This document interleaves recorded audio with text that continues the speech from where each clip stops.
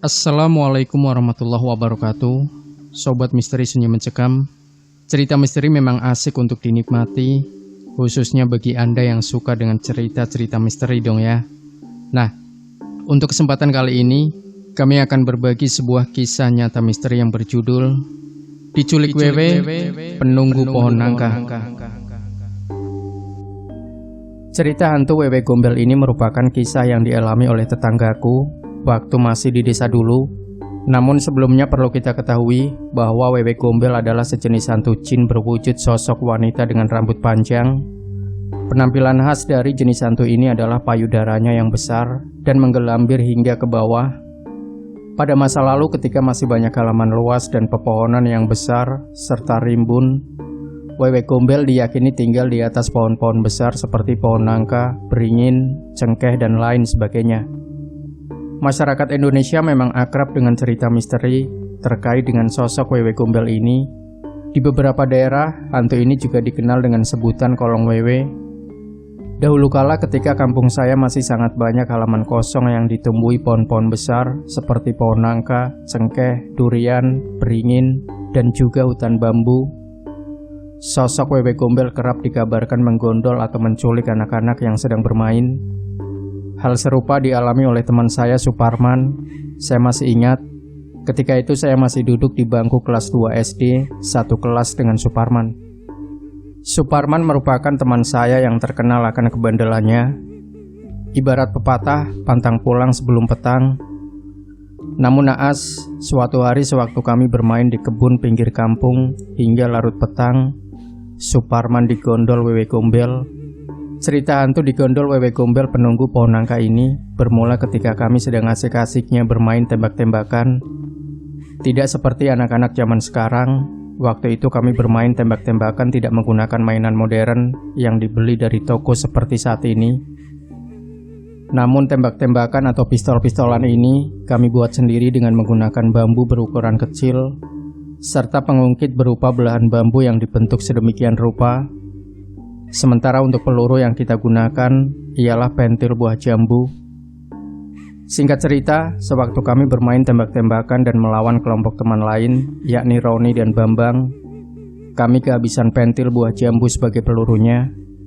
Kemudian Suparman mengajak kami untuk bersama-sama mencari pentil buah jambu di halaman luas pinggir kampung milik Mbah Darmo, sekaligus bermain di sana. Halaman milik Mbah Darmo memang sangat luas, serta banyak pohon-pohon besar termasuk beberapa pohon jambu, nangka, cengkeh, dan juga beringin. Setelah itu di tempat ini juga terdapat rumpun bambu yang sangat besar dan luas, sehingga keadaan sore kami seakan berada pada malam hari remang-remang. Matahari telah condong ke barat, kurang lebih jam 5 sore. Namun karena asiknya bermain, kami tidak menghiraukan waktu untuk segera pulang dan mandi. Tibalah kami berempat kembali menyiapkan amunisi dan pistol rakitan kita sendiri. Karena kami terbagi dari dua kelompok, siasat pun kemudian kami buat untuk melawan kelompok Roni dan Bambang. Waktu itu saya dapat jatah untuk berjaga dan menembak Bambang serta Roni di balik pohon cengkeh. Sementara Suparman pemilik ide akan menyerang dengan memanjat pohon nangka yang sangat rimbun dan besar. Pertempuran pun kami awali dengan semangat. Sekitar setengah jam kami saling adu kekuatan hingga akhirnya timbul perasaan tidak enak di benak kami. Saya sendiri sekilas melihat sosok putih menyelinap di samping saya hingga kemudian saya menghentikan tembakan dan ingin menyudahi permainan kami. Waktu itu sempat terdengar suara adzan maghrib berkumandang. Suasana halaman itu tiba-tiba langsung sangat gelap dan menyeramkan. Terlebih angin yang meniup dan menggerakkan ranting pohon nangka dan cengkeh sangat memilukan hati. Sementara dari ujung halaman terdengar bunyi gemerisik dari gesekan pohon bambu semakin menakutkan dan membuat nyali kami ciut. "Hah? Di mana Suparman?" tanya Roni dengan melihat ke arahku. Kemudian saya menjawab bahwa tadi naik ke atas pohon nangka di belakang sana. Namun setelah kami berusaha memanggil dan mencari Suparman, rupanya kami tidak dapat menemukannya. Saya yang awalnya ketakutan dengan bayangan sosok putih yang menyelinap di samping saya, kemudian beranggapan bahwa yang tadinya berlari itu ialah Suparman. Singkat cerita, kami mengira bahwa Suparman telah pulang terlebih dahulu tanpa pamit kepada kami.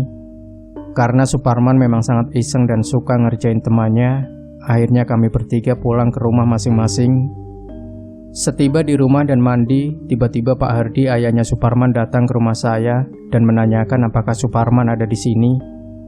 Karena ayahnya telah mencari di rumah Roni dan Bambang, namun tidak ada yang tahu.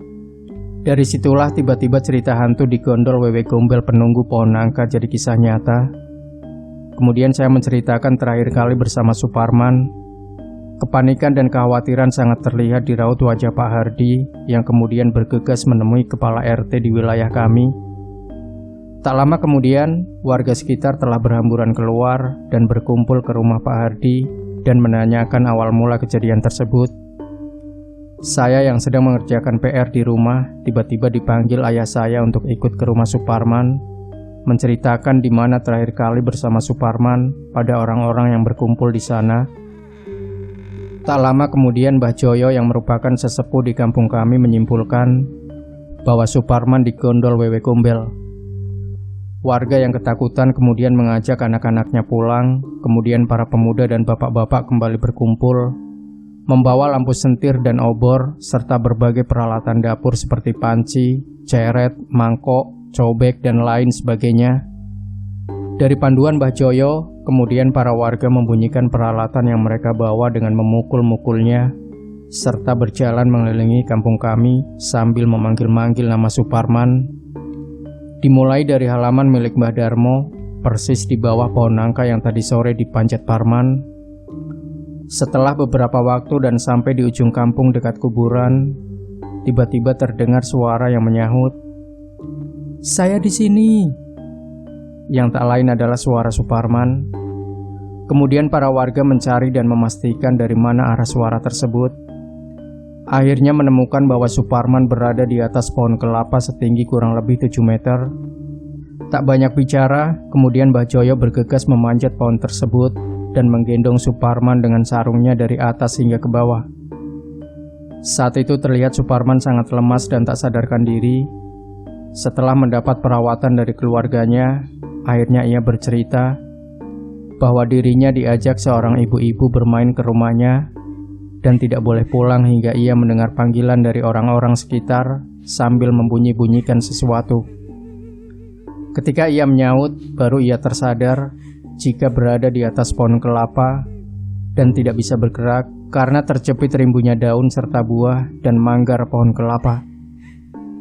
Setelah adanya kisah nyata cerita hantu di gondol Wewe Gombel penunggu pohon nangka ini, kemudian kami tidak berani lagi bermain di halaman kosong melebihi pukul 5 sore. Terlebih pada halaman yang banyak ditumbuhi pepohonan seperti pohon nangka, cengkeh, kelapa, bambu, dan pohon beringin. Demikian Sobat Misteri Sunyi Mencekam. Jangan lupa berikan komentar, like, dan share video ini, subscribe channel Sunyi Mencekam, dan kembali nantikan cerita misteri terbaru dari kami setiap harinya. Sampai jumpa. Wassalamualaikum warahmatullahi wabarakatuh.